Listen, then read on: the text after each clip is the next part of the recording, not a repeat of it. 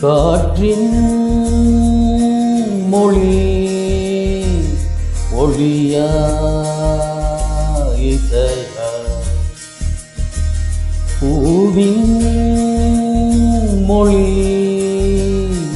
நிறமா மனமா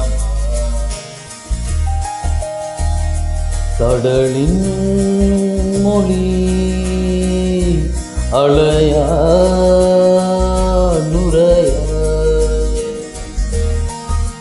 காதல் மொழி விழியா இதழ